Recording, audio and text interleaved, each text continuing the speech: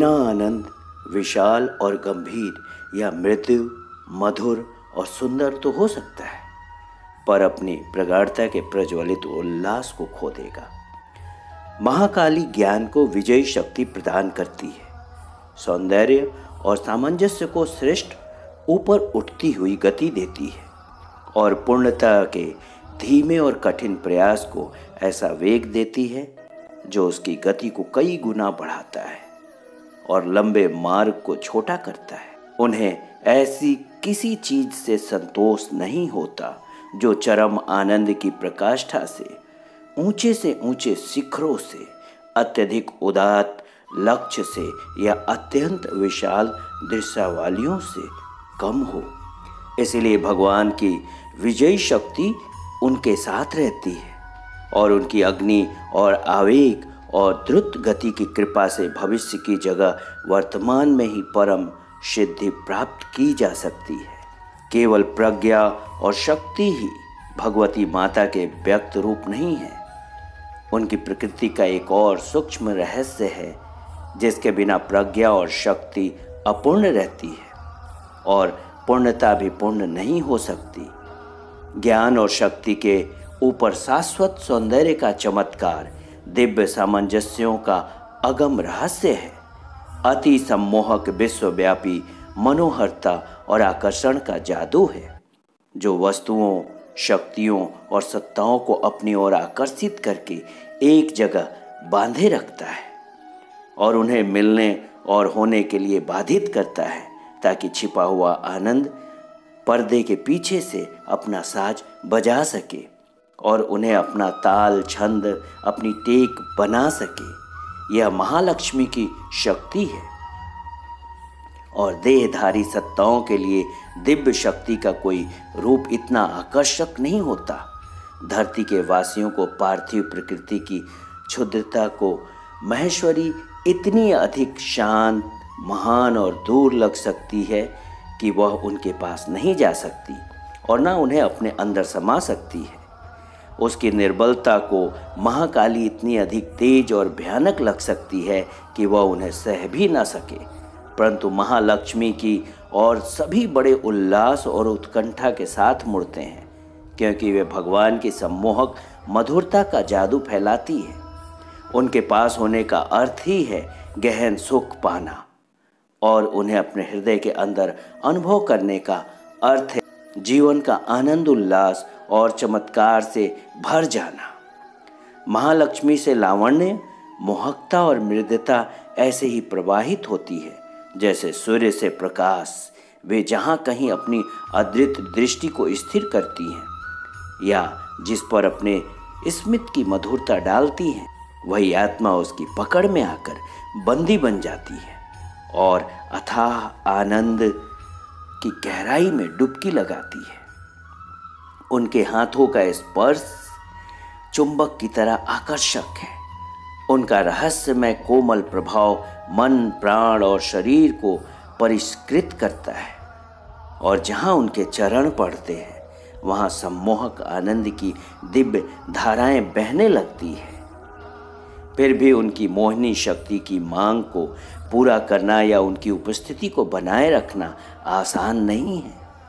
मन और अंतरात्मा का सौंदर्य, विचारों और भावनाओं का सौंदर्य, हर बाहरी गतिविधि और क्रिया में सामंजस्य और सौंदर्य, जीवन और उनके परिवेश का सामंजस्य और सौंदर्य, यही है महालक्ष्मी की मांग।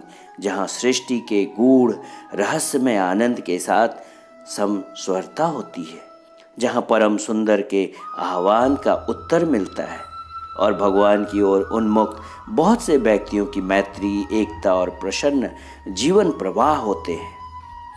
महालक्ष्मी उसी वातावरण में निवास करना स्वीकार करती है जो कुछ कुरूप, क्षुद्र, तुच्छ या जो दीन, मलिन और कुत्सित है, जो कुछ उजड़ और असंस्कृत है, वह उनके आगमन को रोकता है।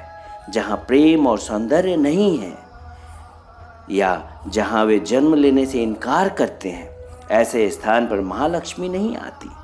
और जहाँ वे घटिया चीज़ों के साथ मिले रहते हैं, उनके कारण भद्दे बन जाते हैं, वहाँ से महालक्ष्मी तुरंत मुंह मोड़ लेती है। या वहाँ अपना ऐश्वर्य उड़ेलने की परवाह नहीं करती।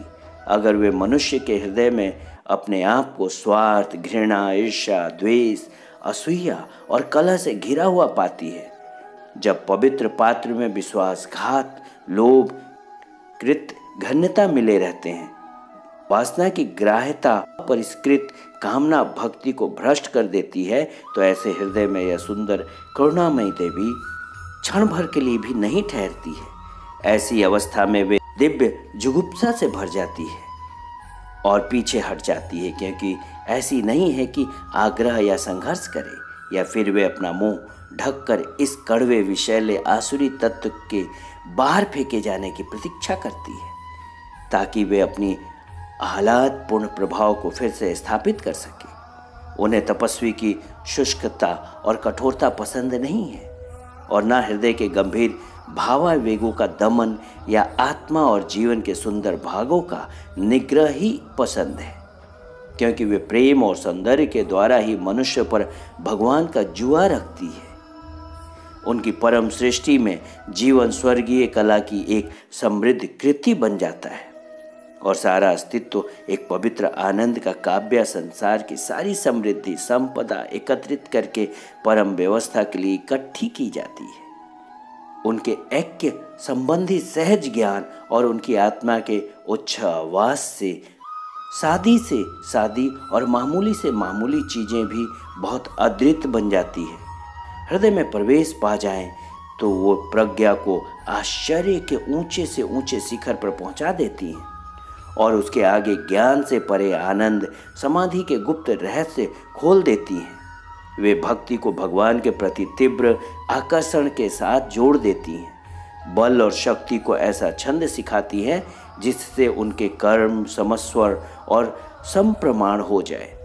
वे पूर्णता पर एक ऐसी मोहिनी छा देती हैं जिससे वह चिरस्थायी हो जाए। महासरस्वती माता की कर्म शक्ति और उनकी पूर्णता और सुव्यवस्था की आत्मा है।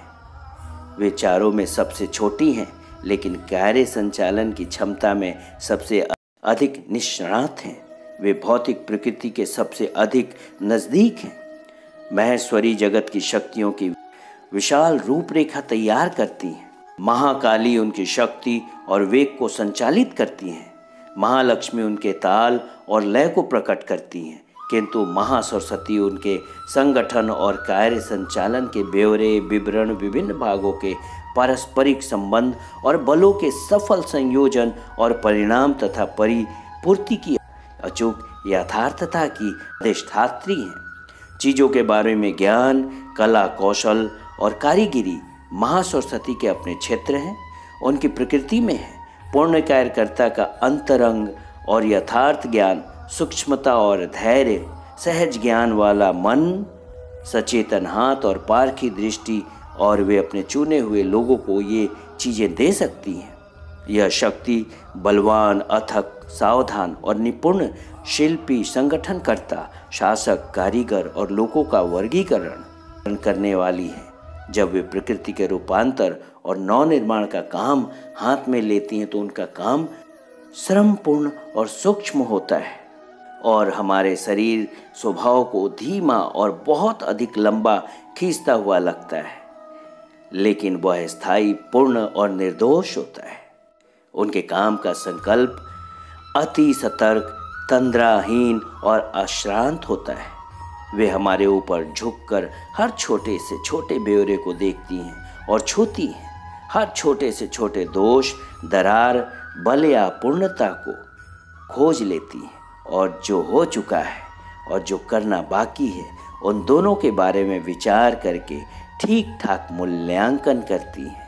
उनकी दृष्टि के लिए कोई चीज अति तुच्छ या अप्रत्यक्ष रूप में नगण्य नहीं है। कोई भी स्पर्शातीत, छद्मवेशी या छिपी हुई चीजें उनसे बच नहीं सकती है। वे हर एक भाग को बार बार सांचे में ढालती हैं और तब तक मेहनत करती रहती हैं जब तक वह अपने उचित रूप और संपूर्ण में अपने स्थान को न पाले और अपने नियत प्रयोजन को सिद्ध न कर ले। लगातार मेहनत के साथ चीज़ों को व्यवस्थित और पुनर्स्थापित करते हुए वे सभी प्रयोजनों और उन्हें पूरा करने के तरीकों पर एक साथ नज़र रखती है और उनका सहज ज्ञान जानता है कि किसे चुनना है और किसे छोड़ना चाहिए, और वे सफलता के साथ उचित यंत्र, उचित समय, उचित परिस्थिति और उचित प्रक्रिया को चुनती हैं। वे सब पदार्थों को, सब सत्ताओं को, सबके स्वभाव को और उन्हें चलाने वाले तथ्यों को, संसार के नियमों और उसके कालचक्र को जानती हैं।